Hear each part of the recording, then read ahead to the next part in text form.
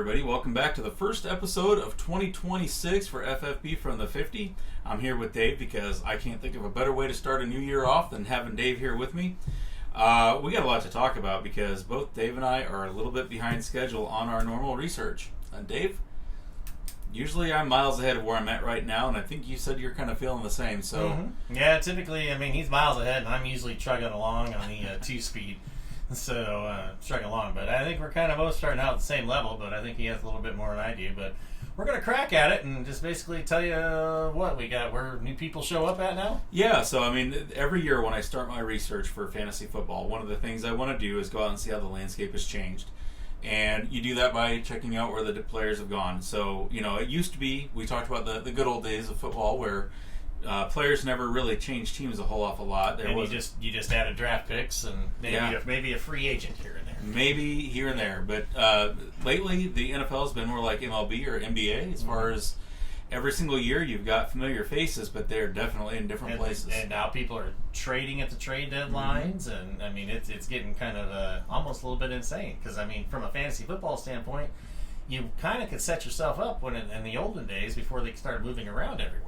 Right. So you kind of had a prediction of what you could see based on that, besides maybe an injury, if I'm not mistaken. But now, everybody's bouncing around. Now you got to calculate in, this is a new quarterback, new system. Oh, look at that wide receivers. They're better now. Yeah. So that's what you have to do. But we're going to get into that later along the lines. Right now, we're basically just going to identify where the moves have been taken from a quarterback, wide receiver, running back standpoint. And we're going to try to keep the videos a little bit shorter this year, a little bit more user-friendly.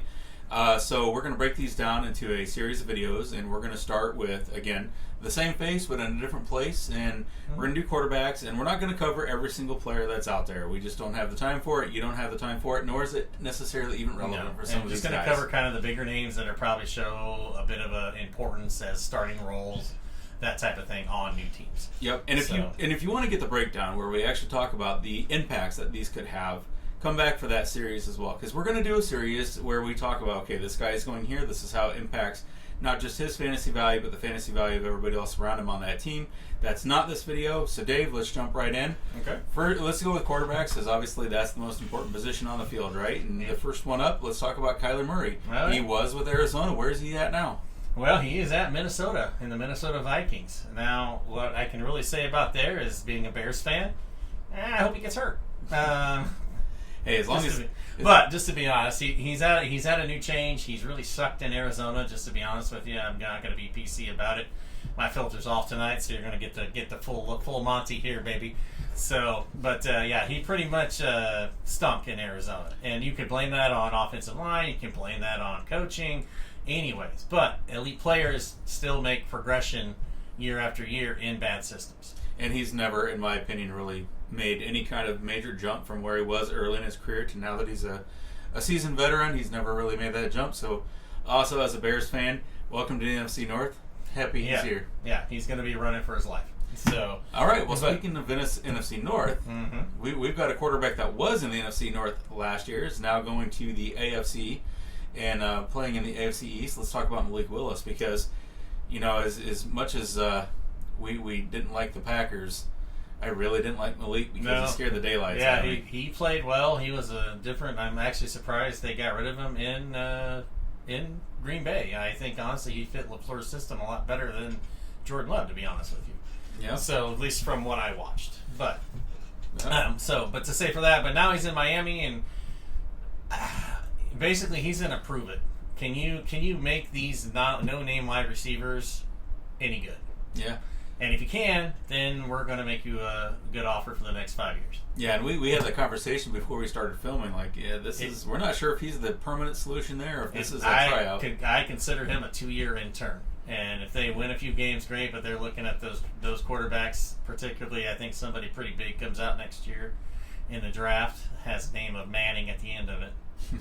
There's a lot of good quarterbacks coming out next year. This next year's draft class, too, is huge in quarterbacks. So Malik Willis goes down to Miami. Miami's old quarterback is gone. So let's talk about Tua. Good old headache, Tua.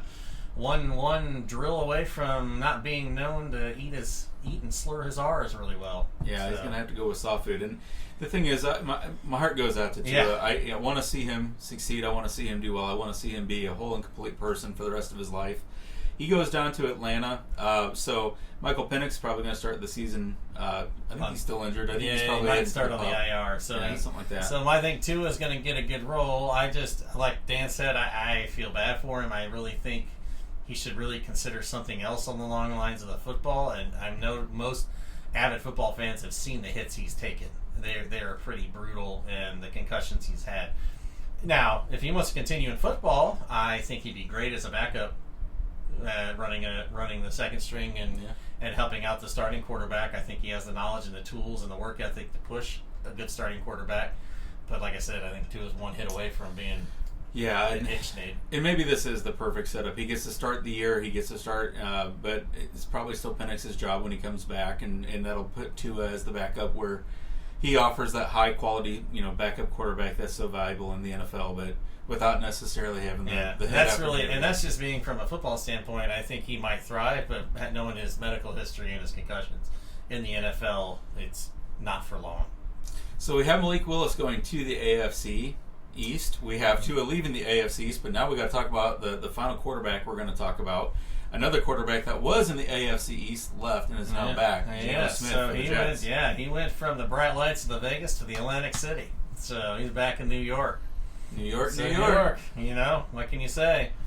But I think New York's on the right stride. I don't think I've ever been able to say that for a Jets team. So, but I think they've got a right coach in place, and as long as the ownership stays out of it, I think they'll do okay. Oh, we've been able to say they had it right at least once in their life. They got Sanchez when they drafted him. Yeah. Mr. Butt Fumble Sanchez.